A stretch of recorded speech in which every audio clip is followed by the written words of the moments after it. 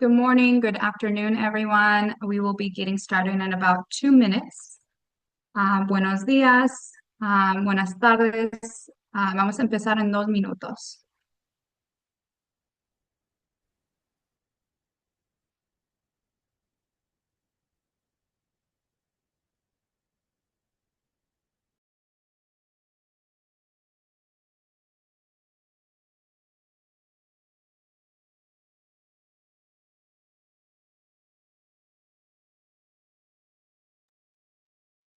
Hello, welcome, everyone. We will be getting started in 1 more minute. Thank you for joining us.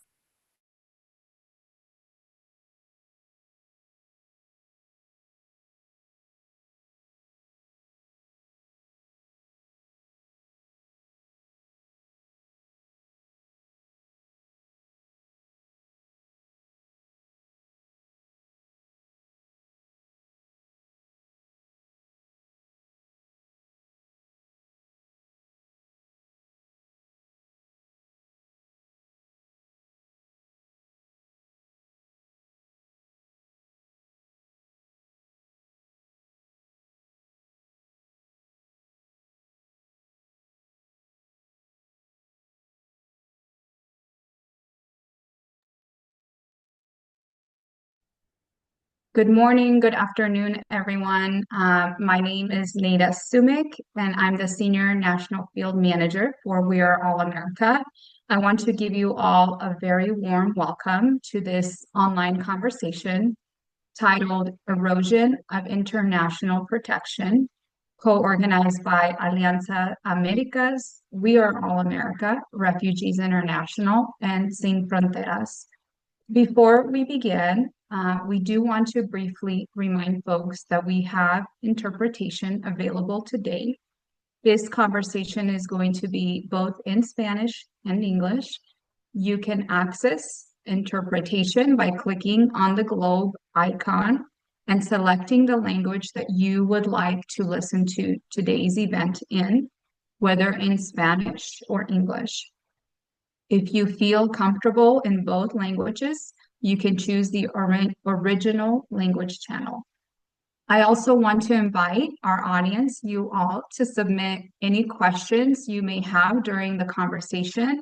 There is a Q&A section, and you can do that in either language.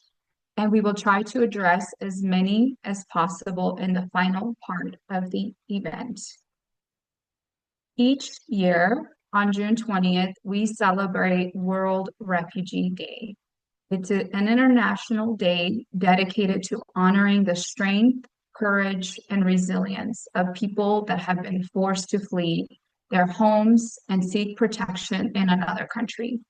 Today, we are faced with having to reflect on how support for international protection has weakened.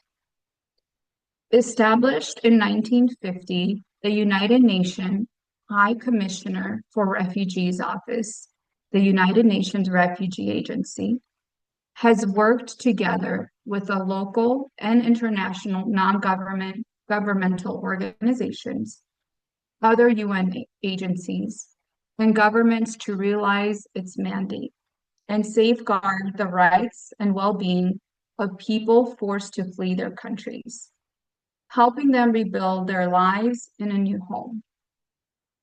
As a part of the 1967 Protocol of the Convention relating to the status of refugees, which established critical pillars of the international protection system, the United States has an invaluable partner to UNHCR, making generous economic contributions to help support their operations.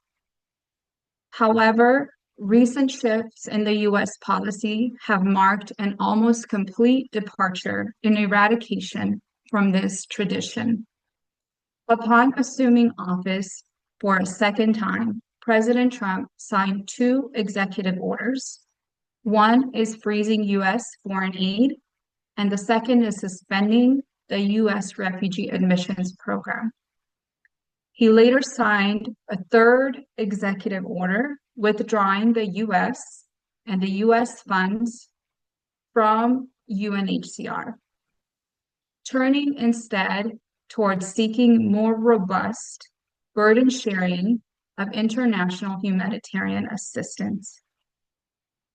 Through these means and measures, the United States has significantly contributed to the erosion of the institution of international protection, all while we are seeing more wars and displacement globally.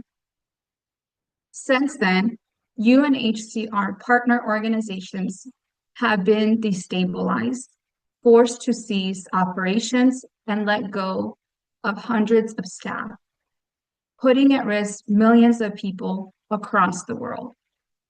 In addition to this, an increasingly hostile political climate across the world has severely limited the ability of humanitarian organizations working independently to advocate for asylum and refugee rights. This conversation will help us understand the scope of the impact of the withdrawal of U.S. funding on humanitarian organizations and organizations that aid with refugee integration, and the current status of the institution of international protection and of asylum and refugee status determinations in the United States, Mexico, and North America. So joining me here today are Yael Shasher and Sandra Alvarez. Yael is the Director of Europe and the Americas at Refugees International, an organization that works independently to create a more welcoming world for people seeking refuge. And Sandra is the Executive Director of Sin Fronteras, an organization based in Mexico that provides comprehensive support to migrants, refugees, and stateless persons seeking their inclusion and protection in Mexico. The three of us represent organizations that have worked tirelessly to advocate for welcoming refugees and asylum seekers to ensure their acclimation to their new homes. And some of us and our members provide protection and legal assistance. As a refugee myself, my family and I were resettled through the U.S. Refugee Resettlement Program, a program that was life-saving for my family and I and thousands of others. You see, we fled persecution from my home country of Bosnia and Herzegovina, where a genocide was being committed against my community. We did not choose to leave our home, nor did we have a choice to go back, as going back meant we would face death. My childhood memories are plagued with hearing bombs flying over our home while we were hiding in our basement, witnessing people being tortured and displaced, sleeping on gurneys covered in dry blood in the cold winter, and trekking miles and miles to reach safety. And eventually, after a long journey, we were able to be resettled in the United States. My story, while unique in its journey, is also very similar to the millions of children around the world and refugee families in this very moment. 30 years later, we are facing an even more existential, eroding humanitarian crisis, where places like America were the only beacon of hope for people like me. These doors are now caving in and closing themselves, where the current administration's immigration policies are not only harming and destroying the very own communities that have built America, but also harming our national security and foreign policy. This is why organizations like We Are All America exist, to combat xenophobia, hate, and vitriol directed towards refugee and immigrant communities. Since its inception, We Are All America has laid the groundwork for a nationwide immigrant and refugee movement, while also advocating for refugee rights, fostering grassroots mobilization, and pushing for pro-refugee, pro-immigrant inclusive policies. The work of We Are All America and the organizations on this call, including Refugees International, Alianza Americas, and Sin Fronteras, could not be more critical than now in humanitarian protections and the most vulnerable. So thank you all for joining us now, and we're going to shift our conversation to our wonderful panelists. So I'm going to turn over to you, Yael and Sandra, to talk a little bit more about the role of NGOs in providing assistance. We're going to start out with you, Yael.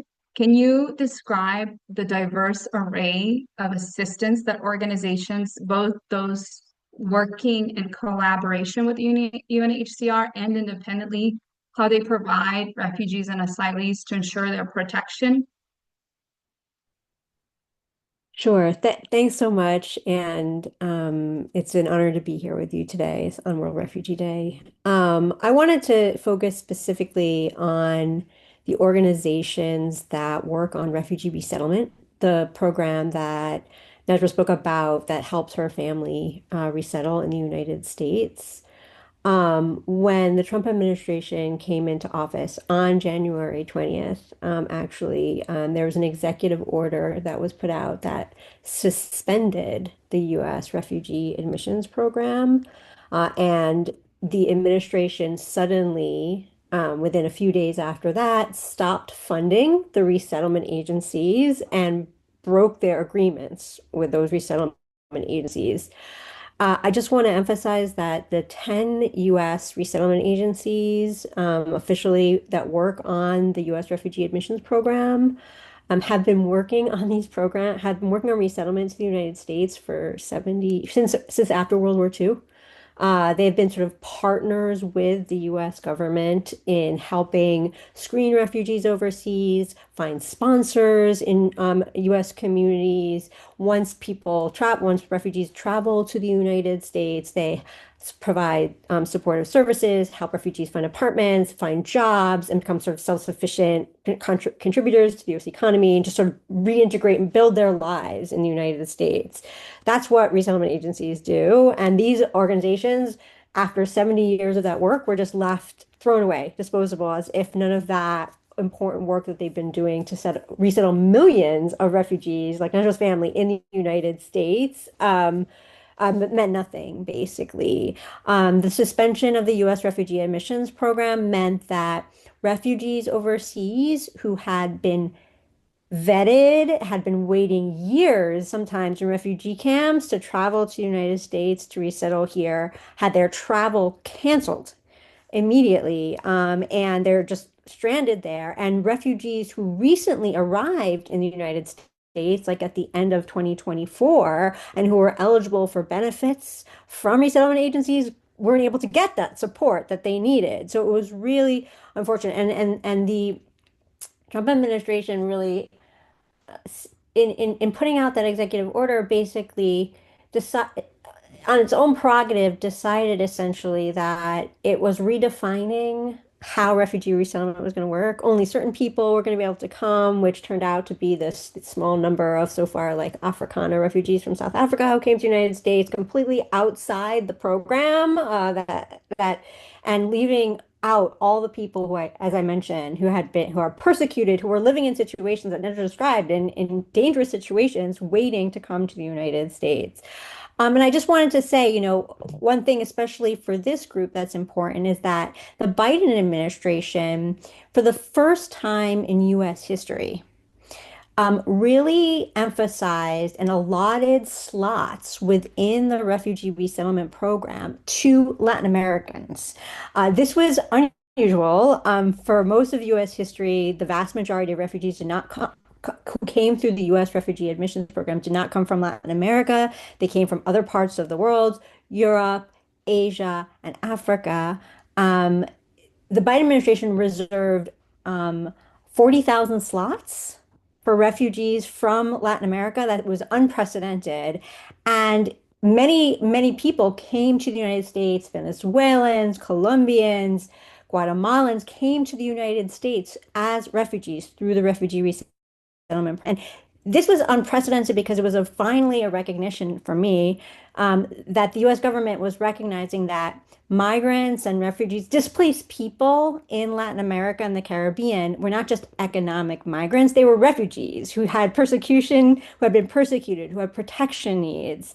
And UNHCR was a major collaborator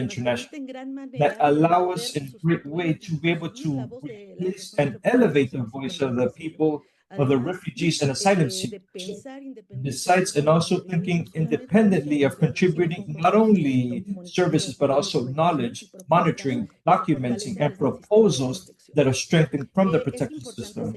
It's important to highlight that due to the growing pressure that we face as a civil society, and despite this, we are still firm in our mission to accompany those who have had to abandon everything because they need their protection. It's also fundamental to mention that protecting refugees and asylum seekers is not only a humanitarian task, but it's also political responsibility and ethic and a shared responsibility as well. Thank you.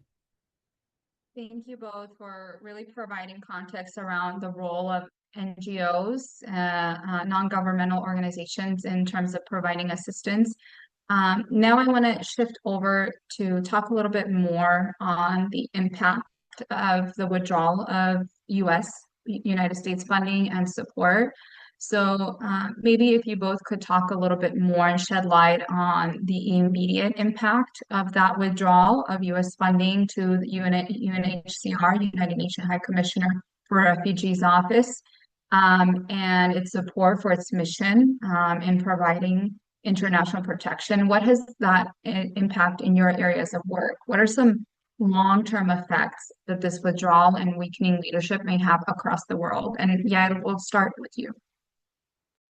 Sure, thanks so much. And I just wanted to say I'll draw a little bit here on the work of my colleagues at Refugees International. Refugees International focuses on forced displacement all over the world. So we're talking about the crisis in Sudan, for example, the biggest displacement crisis in the world, Rohingya in Bangladesh. I mean, so I'll draw a little bit on some of the aid impacts in the Americas, the impacts of cuts, but also elsewhere. So one long-term impact I'm extremely worried about in the Americas is what is going to happen to the R4V response, which is the regional response for Venezuelan refugees and migrants that's all over Latin America, all the countries in Latin America. Now, this response, which was coordinated by UNHCR and IOM in partnership with like 200 NGOs all over Latin America, all 17 or 18, I mean, like numerous countries. It's always been an underfunded humanitarian response. In other words, there's always been too little money that has been asked for, that's been tried to be raised by the UN for this effort. But the US was a primary donor, and what will now happen to that response? Will the UN try to find other countries to step in to lead that response? Other European donors, other countries? What will happen? I think we're not really sure yet what will happen. What we are sure is that there's going to be even less money available for the Venezuelan response in the Americas. I recently, about 3 months ago, was in Costa Rica, which is a country that has traditionally been a strong humanitarian partner with the United States, has a pretty vigorous asylum system, has hosts hundreds of thousands of Nicaraguans in Costa Rica. Compared to its population, it's a really large number of people living in Costa Rica. But one of the things that's important relates to the funding cuts to UNHCR is that UNHCR's staff and support are crucial for the functioning of the Costa Rican asylum system. Without essentially staff and support from UNHCR to support the Costa Rican asylum system, very few people will be processed. They won't get their work permits. I mean, this is going to have a sort of a catastrophic impact on a country that traditionally, as I said, this is a country where had a functional and good asylum system that was working well. Improvements had been made, especially on work permit issues over the last few years. So the fact that UNHCR is now losing so much money there is really going to have a devastating impact on the asylum system in Costa Rica. So even the countries that do have this vigorous support for displaced people will start to really, really be hurting. Another thing that I noticed when I was in Costa Rica that I must mention is, when I was there, it was right after the United States had sent 2 flights of asylum seekers, mostly from Asia and Africa, from the US border to Costa Rica. This sort of externalization of asylum did the same thing to Panama. It's trying to do the same thing to lots of other countries with arrangements, these arrangements to send individuals to third countries that are not theirs. And this is I think, an existential threat to the asylum system and the refugee systems worldwide, basically sending or bullying other countries essentially into taking people from the United States. So the United States can shirk its obligation to provide protection for people. This is related to how the United States has also sort of moved money from its refugee and migration assistance account in the State Department that's supposed to fund humanitarian support for refugees overseas and the resettlement program to use for essentially repatriation and voluntary deportations to pay for that from the United States. Um, it has like rescinded money from its refugee work to put towards deportation, essentially. And the plan is actually to, instead of having a bureau in the US State Department focusing on refugee protection, to turn that bureau into a bureau that focuses on repatriation, remigration, which is a term taken from the European right wing, basically to rid countries of non-white people, not just immigrants, but even their citizen children. So this is really, really nefarious. It's sort of a flipping of the idea of refugee protection on its head in the United States. And then I just wanted to mention, some of the kind of horrible responses or horrible impacts of the aid cuts that we're seeing in other countries around the world. For example, as I mentioned before, Sudan is the biggest displacement crisis in the world. What the aid cuts have meant practically on the ground, and we have a whole campaign about this at Refugees International, is the closure of food kitchens, healthcare facilities, education programs, cuts for local emergency response rooms. It means famine. It means death for people, literally. And two last things is that a couple of long-term impacts that we'll see is that UNHCR's work also does work on things to support internally displaced people. There are more internally displaced people who are displaced within their own countries than there are refugees by far in the world. And what is going to happen to that mandate for internally displaced people? If UNHCR is losing all this fund, what are they going to do? How are internally displaced people going to be supported? What about people who are displaced by climate change? The US has basically wiped its hands of providing any support for people displaced from climate change. We're absolutely going to need new funders and new champions for these issues now that the US aid cuts have happened.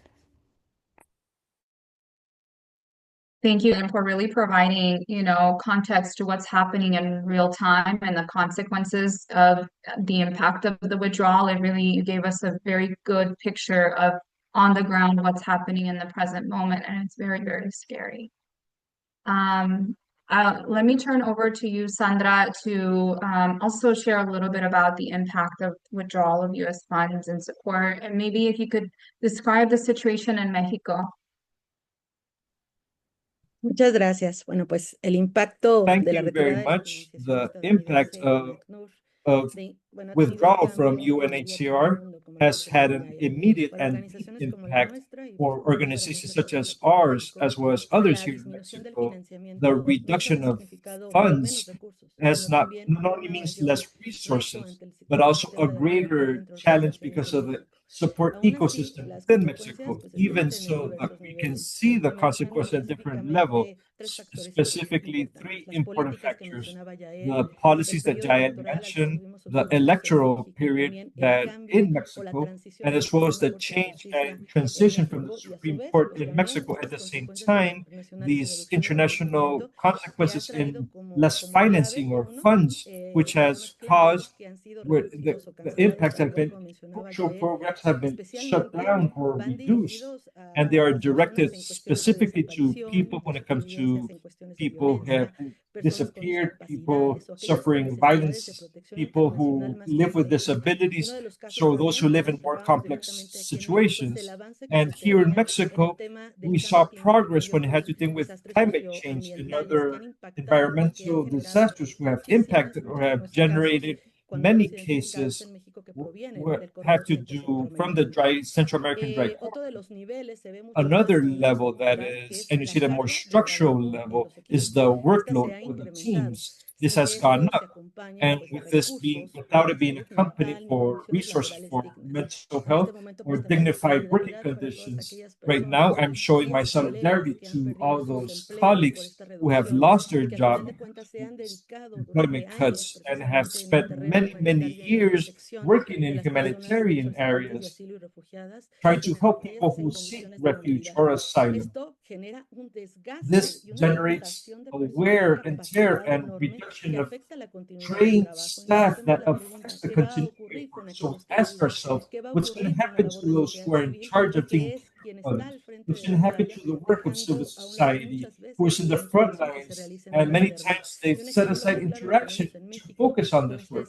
A clear example that we see is in Mexico, this program, Mexico Te Abraza, Mexico Hugs You, which sets aside the people who are seeking refuge or asylum in Mexico. And this also stops or detains innovation processes because the funds that are available are centered or focused on operational, immediate operational priorities and are focused on the long-term focus.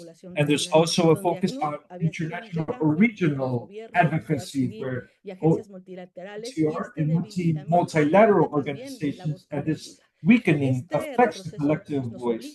These setbacks forces us to rethink how to sustain this mission without depending on this one source of income, but also making sure that these big organizations fulfill their obligations and their mandates. So we ask ourselves what's going to happen with this Venezuelan program, as well as or the pledges that we have with the Global Refugee Pact that's focused specifically by the UNHCR.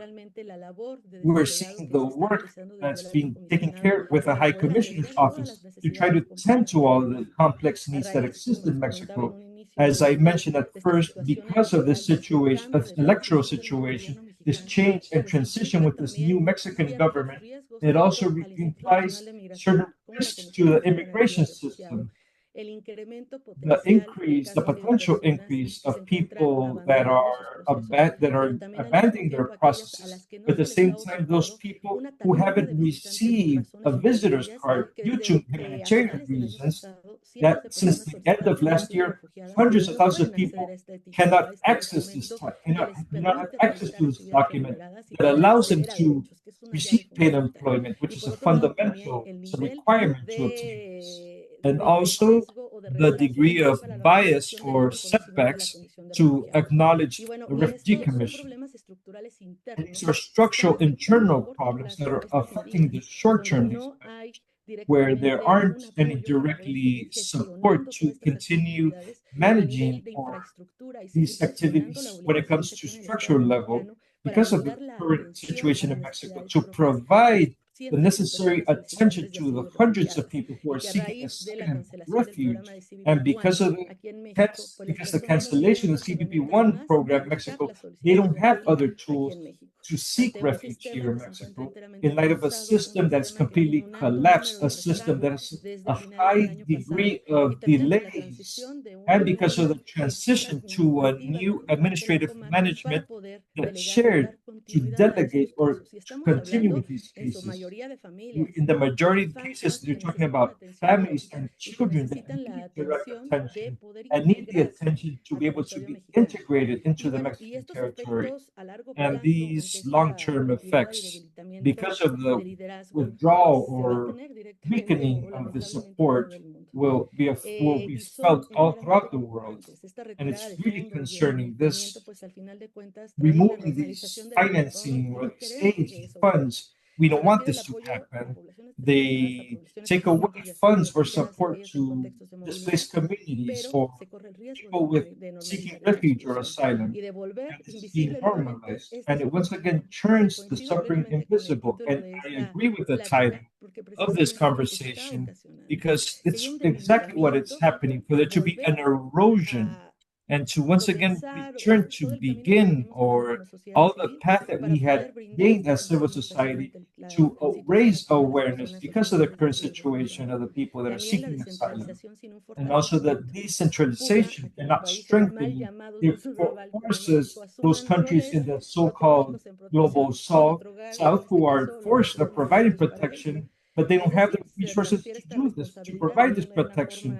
So they move these requirements, these responsibilities to other countries, and it's forced and greater responsibility for civil society organizations. And this is are the long-term effects that we see a greater inequality when it comes to access to rights. A robust system, an international robust system, where the refugees who are exposed directly to arbitrary decision and migratory processes which are not organized at all, which is what we see in Mexico, and without any guarantees to not be returned to their countries. So the pillar of the system is to not be returned, and we're seeing cases, hundreds of cases of people who are sent on a daily basis because they don't have the migratory documents. That some of these people do have them, but there's a big number of deportation, and because they are racially profiled, so they are sent back. So because of a physical condition or a situation different to what we used to see here in Mexico, the migratory authorities send these people back without having to identify the needs of why these people are there. And it's important to acknowledge the great work of the UNHCR and other civil society organizations to create documents and reports that are sent to different entities and different authorities as well, where this case has been positioned about the cases of hundreds of people who are sent back to the countries of origin without recognizing the principle of do not be sent back. And you can see these cases in the websites of Sin Fronteras and other civil society organizations here in Mexico, just to mention a few of them, who have found way to guarantee and to fight along with UNHCR to guarantee the to guarantee that they respect the principle of do not be sent back, and also the weakening of multilateralism. It would also represent a breach for international cooperation in moments where there's more than anything, what we need are shared solutions or shared responsibilities. And as I mentioned, it's fundamental and definitely required to continue positioning people at the main focus without setting aside the focus of mental health, that all these impacts not only to the institutions and the organizations, but also to the teams that work on this and the people that day to day are fighting for a better quality of life. Thank you. Thank you, Sandra, for really providing the context of the situation in Mexico. We know the critical role that Mexico plays in terms of asylum seekers, in terms of refugees. So it's really helpful to hear from you on the ground, what we're seeing in terms of the impact. Okay, so I have one more final question for both of you, and then we want to dedicate a little bit of time to having answering questions for the audience. I see a couple questions coming in the Q&A box. So feel free, audience, to continue to add questions. And so my final question for both you, Yael and Sandra, is, given the context that you described here today, what opportunities exist or are being explored to promote solidarity and regional cooperation in providing protection? And how can we rebuild support for international protection? And where does the rest of civil society fit in that, and how can they support? So, yeah, I'll turn it over to you for this one. Thanks. I want to emphasize one thing. I'm also the director for Europe, as was mentioned at the top, and you know, long before President Trump came into office, the EU, European Union, had announced a dramatic reduction in the number of people, refugees it would take for resettlement. This year, 2024, 25, the whole European Union said that it would take about 15,000 people per year.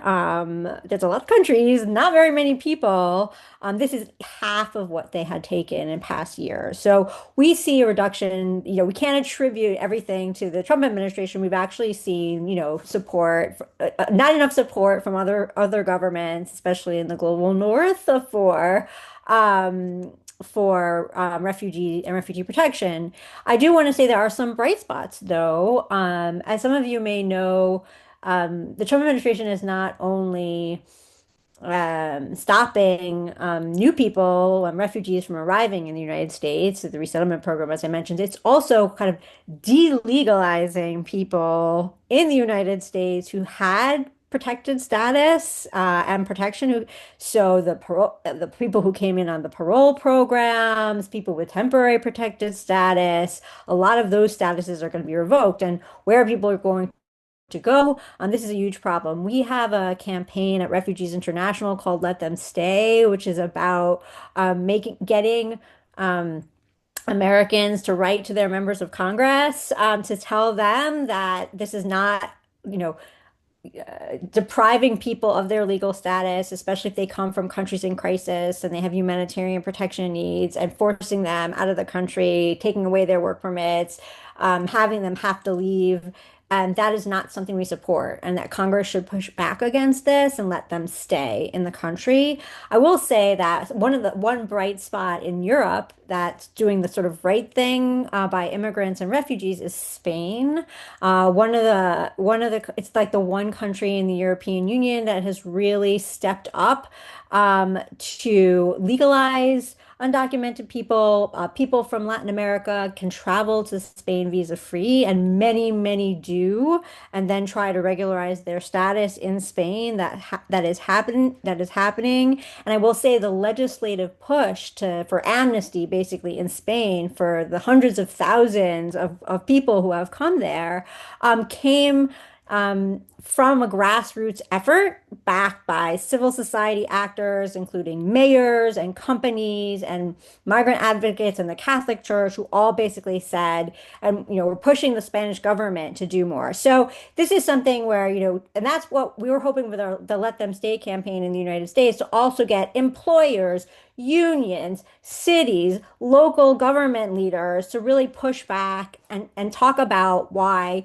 people who are here on these protected statuses are valuable members of our communities, they're integrated in our societies, and they deserve to be able to stay in the United States. So there are some bright spots, and we can see that if it worked at Spain, there's no reason why it couldn't work here with enough support from civil society and others. And I just wanted to say that, the European Union, also like the US, has been trying to make these agreements, supposedly safe third country agreements, again, externalizing asylum, trying to push people out of the country, push people away. And there have been the EU Commission has basically put forward a plan to essentially allow for many more countries to be deemed safe, to have people sent from Europe to these countries and essentially kicked out of Europe. And there's been a pushback, at least from some European politicians, against that externalization. And that's really good to see. And I was talking earlier about what happened when the US sent these planes of asylum seekers to Costa Rica. And I want to say that I continue to be extremely heartened by the response of Costa Rican civil society to what happened. They pushed back immediately. They basically demanded that the Costa Rican government treat the people who arrived better. They have basically put so much pressure on the Costa Rican government by bringing cases before the Inter-American Commission for Human Rights, by bringing cases to the UN Commission on the Rights of the Child, by using whatever platforms they have to push back. I can tell you now, Costa Rica is not going to take another flight. Okay, that is a testimony to the power of civil society to push back against these kinds of actions and to make sure that the rights of people in migrants and refugees in Costa Rica are respected. All the people sent to Costa Rica now have access to the Costa Rican asylum system, can apply for refugee status in Costa Rica. That was all because of civil society sort of making it clear that the human rights of these migrants were important to them. And the last thing I'll say is I really feel, as I mentioned before, that we now have, especially in the Americas, but also globally, a vacuum um, where the United States global leadership on refugee protection used to be. And we need civil society in other countries to push their governments to step up. So in the Americas, Brazil has had some good policies related to displaced people. Can Brazil step up in the R4V response that I mentioned before for Venezuelans, where the US has pulled away? What governments are going to play the role necessary, and how can civil society find those governments who can really step up and fill this vacuum? Wow, you provided some really great examples, yeah, and including in Spain and Costa Rica that, are pivotal right now in this moment. Sandra, I ask the same question to you. Where do we go from here? What opportunities exist, and how can we continue to rebuild that support for international protection? Muchas gracias. Bueno, pues a pesar de los retos y todos estos Thank retos que hemos you observado, very sobre much. todo And en because México, of all these donde challenges that we've mencionado, seen, también especially existen in Mexico, oportunidades where que I'm debemos located, aprovechar. there are also Y que es opportunities we have precisamente to uno de esos leverage. sustenta el And mandato de la here is mayoría where de we las talk about the organizaciones de sociedad mandate civil of y the que están majority of civil preocupadas por society este tema. organizations who Primero, are pues la focused on construcción this de cause. alianzas regionales First of all, es to sumamente build importante. regional alliances. Hemos That's empezado very a important. fortalecer redes de We're going to colaboración entre strengthen organizaciones de collaboration México, networks Centroamérica with y el Caribe, organizations in con Mexico, intercambio Central de America, prácticas, and the datos y Caribbean, estrategias para and the fortalecer exchange of el trabajo practices regional. to Un strengthen ejemplo muy regional claro work. se vivió en A los very clear negociados que example we concluyeron saw in the exercises that took con el place Pacto in Mundial de, the de Migración, review in the sin fronteras, Global que fue en Migrant Chile, Pact. donde It muchísimas took place in organizaciones de la Chile, sociedad where civil many civil de society diferentes bloques, organizations from incluyendo el bloque different blocks, latinoamericano del including que the hoy Latin México American forma bloc, which parte, y que todas fortunately estas we are part of, organizaciones se and han that all these unido organizations precisamente para have joint situar y efforts seguir to señalando la continue importancia de las highlighting the personas solicitantes importance de of asilo, people refugiadas, that el are acceso a los refugee contextos de seekers movilidad en and general, people el in acceso a any derechos type of y la mobility context when integración, it comes que to quedó access to altamente rights, fortalecida y integration, que which seguiremos was highly levantando la lucha y strengthened, la and voz we will y en la medida de continue lo posible elevating que sea our pertinente, voice pero and sobre as many todo channels as reconocer que possible, but precisamente esta especially alianza o esta understanding that this fortaleza nos va alliance, a hacer this mucho más strength visibles will y nos make va a us much permitir more seguir reconociendo en visible estos and will tiempos de continue sequía recognizing during la these times oportunidad of de hablar por drought las voces or de personas. scarcity Es to be able to importante be también the voice reconocer of la these labor de people. las It's also organizaciones important to que recognize están the work lideradas of por personas organizations that refugiadas are y personas led by desplazadas, refugees or quienes people who have been al final displaced, de who cuentas at son the quienes end of the tienen esta day voz are the para ones that poder have detallar that cuáles son voice las to be able to necesidades de manera provide and concreta. No express es lo mismo clearly what estimar those needs are. desde la It's not the situación de same privilegio thing hablar de if estas we are in a condiciones situation que of la privilege voz to que puedan o discuss el these voice que puedan conditions tener estas than to hear from organizaciones the y people que también who asimismo, lived it or sobre todo, experiencing it, la at the ayuda que same podemos time brindar de carácter the help asistencial that a we las can personas. provide Es when it algo que comes no to podemos dejar assistance. That's de something that visibilizar we en lo que cannot sería una excelente providing oportunidad. visibility to. El That would be impulso an a la excellent economización de opportunity financiamiento. to promote the Exigir a todas decolonization of estas agencias financing. internacionales, Demand that all financiadoras, these algunas international de ellas que quizás organizations se and encuentran aquí, financiers que financien who desde la confianza, to finance respetando los in saberes a position locales, of trust invirtiendo to en el satisfy fortalecimiento local institucional needs, to y no invest solo con institutional proyectos pequeños y strengthening, and not temporales, only with sino small que sean temporary proyectos projects, but continuados como se also tenían en un projects that are inicio, continuing that proyectos like que we had at fortalecen, que first, cambian vidas, projects that que cambian strengthen, that change necesidades. lives, Día a that día en Sin Fronteras estamos change needs. recibiendo Every day in en Sin promedio Fronteras, we alrededor receive an de 60, average 70 familias que al final de 60, cuentas 70 se ven muy families, and pocas, at the end of the pero day, en gran it might medida seem a las small dosis de number, ayuda del but equipo the que día a work día está provided by my team incansablemente trabajando that en is estas, en tirelessly estos working contextos, on brindan la within these alegría y la contexts, they necesidad de provide trabajar joy juntos y sobre to todo construir create planes de vida a dreams, futuro. especially to Reconocer build que las personas future life refugiadas plans, to dentro del recognize margen that de la refugees xenofobia, within la the margin discriminación y of el perfilamiento xenophobia racial and discrimination and aportan racial conocimiento, profiling aportan provide cultura, aportan knowledge, they provide saberes culture, en they cada uno de los provide países donde se wisdom in encuentran all of the inmersos. countries where these people are Visibilizar found. que To desafortunadamente en México visualize existen that, modelos y unfortunately, in comportamientos de Mexico, discriminación this degree of bias and xenophobia and racism is very present and has been worsened because of the current global context, which unfortunately you've, there's a heightened criminalization of refugees and asylum seekers. The opportunity is this to strengthen the communication, the peer communication channels, where we're not going to strengthen the criminalization of refugees or asylum seekers or migrants in general, but instead to stimulate the communication means to talk about the true realities.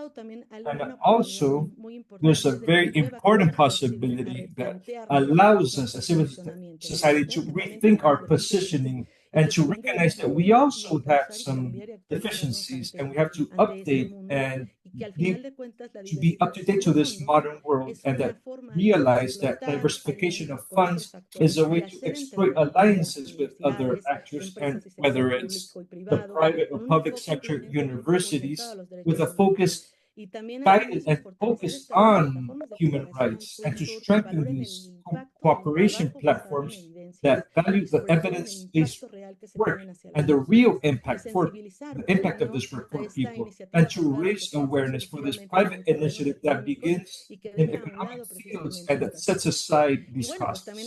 And well, the use of the evidence, the impact of this, evidence of this impact. We're developing tools not only to measure numbers, but also the social change that we cause to civil society, but especially how lives are changed, how it impacts the lives of all these people that we tend to every day. And especially, we make a call to the rest of organized civil society, the academy, and different actors and authorities, the private sector, and the citizens in common sense that their support is crucial, that it's not only something just on refugees, but also all humanitarian focus on this to provide an international protection system. This is shared responsibility.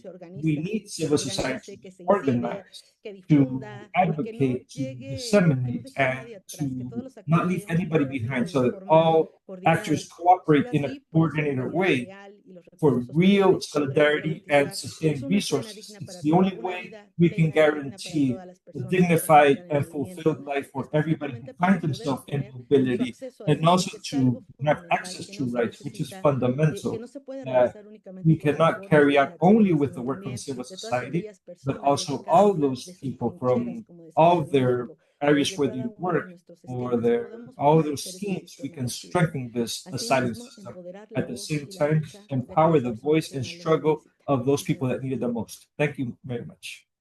Yeah, Sandra, you mentioned a couple really good points around really strengthening our collective efforts around international protection, around utilizing, the media and also diversifying the diversification of funds and opportunities to create more partnerships, which is very much needed. And so that being said, I know we only have a couple minutes left, and there were some really good questions that came in. So we're going to shift to answer as many questions as possible, and that we have. So the first question, either Yael or Sandra, what legal actions are being taken to ensure the protection of refugees and asylum seekers, mainly for people living in the U.S.? Maybe Yael, this for you.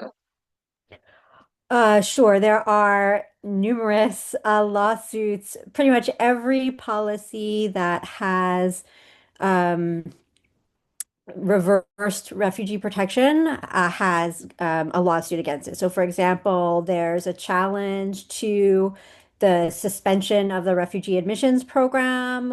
It's called Pasito versus Trump. Pasito is a refugee from the Democratic Republic of Congo that could not come to the United States because the program was ended. Um, the one concern around that is just that the Trump administration is invoking this provision of the immigration law, the same one that was invoked for the travel bans in the first administration that was upheld by the Supreme Court. So there's really some uncertainty as to like whether or not that's going to be successful. There are other lawsuits. I'll just mention two other ones. There's a lawsuit against the invocation of this using the same provision of the law that's being invoked for the refugee resettlement program to stop people from being able to access asylum at the border. basically shutting down asylum at the border. There's a lawsuit in the District of Columbia about that. There's another lawsuit challenging the termination of parole, the CHMV parole program, and the TPS cancellation for Venezuela. I will say we haven't been getting such great rulings from the court. The challenge is, and I'll leave it here because I know we're short on time. The challenge is, and this is a whole webinar, by the way. So the challenge is that, the lower courts in the United States, the lower federal courts generally rule in favor of immigrants because they're good cases. The Supreme Court is a problem in the United States because of the makeup of the court. So if it gets to that level, we're kind of in trouble. And so there are both possibilities and limits to legal court challenges on these refugee protection issues in the U.S. Similar question for you, Sandra, and I know there was some, we're combining a couple questions. What protection mechanisms are available to Central America in light of the new geopolitical scenarios?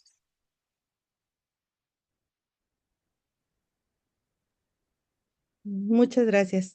Pues Thank you very much. efectivamente existen muchísimos As a matter of fact, there are many mechanisms with different mechanisms or schemes. One of them has to do with protection measures because of what's happening, but we have to review that all the states at an internal level, from the situation of origin and situations guided for those who are refugees, the mechanisms have to do with the integration and strengthening integration or integration programs for those people who are currently waiting to seek asylum in the United States. And unfortunately, with this policy of canceling CDC one, they're trying to strengthen the shelter or refuge or to provide better opportunities for children or women or in a context of high mobility.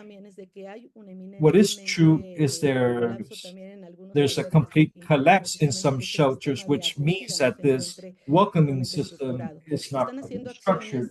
Legislative actions are being taken, especially when it comes to interculturality, when it comes to strengthening and eliminating discrimination, xenophobia, and racial profiling.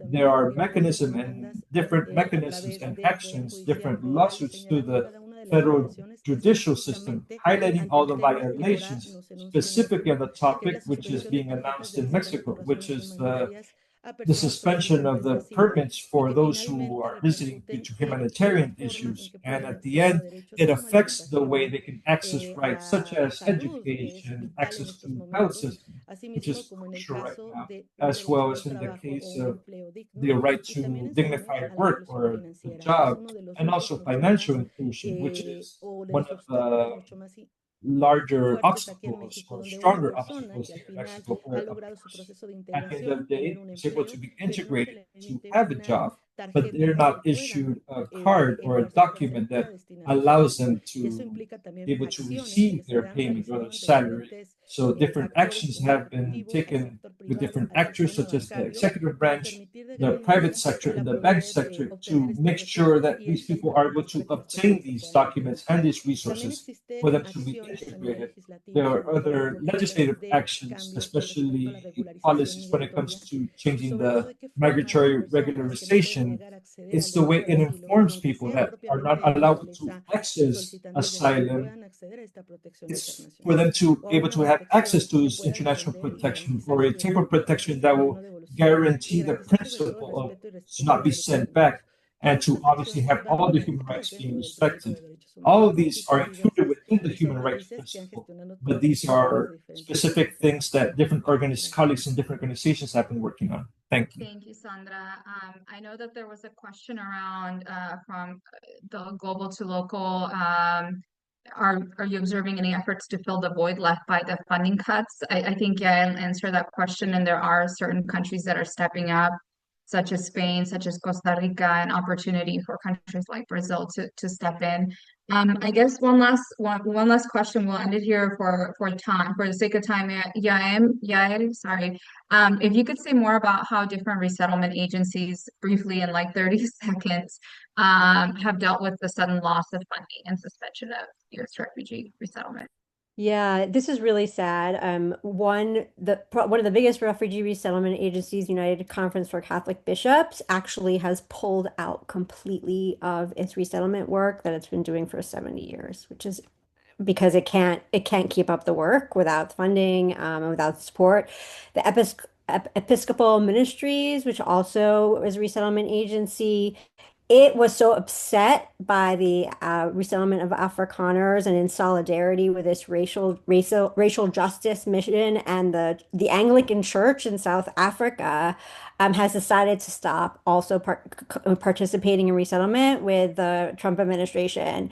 Other resettlement agencies like Church World Service and HIAS are plaintiffs in the litigation, the Pasito case litigation that I mentioned earlier. So we're seeing different approaches. Some are fighting to kind of go back to the old system. Others are saying we can't do anything, we can't support. Other refugee resettlement agencies have been trying their best, at least to raise money privately to support refugees who are already resettled in the United States to make up for the lack of funding. And they've been doing a heroic job trying to keep their clients who recently arrived in the United States able to support themselves based on private funds. Thank you, Yael. So I know we are over time, so I'm really deeply grateful for you both for sharing your knowledge, your experience, and to the audience, all of you. Thank you for joining us in the space of reflection today as we commemorate World Refugee Day. We invite you to follow the work of our organizations to stay up to date on a lot of this work that's happening. Alianza America, Refugee International, Sin Fronteras, and We Are All America on our social media, and stay tuned for future events. Let's continue to work collectively to protect those forced to flee. Humanity has learned valuable lessons about international protection. Let's put them into practice. And thank you for being part of this conversation. We will see you next time. Bye, everyone, for now.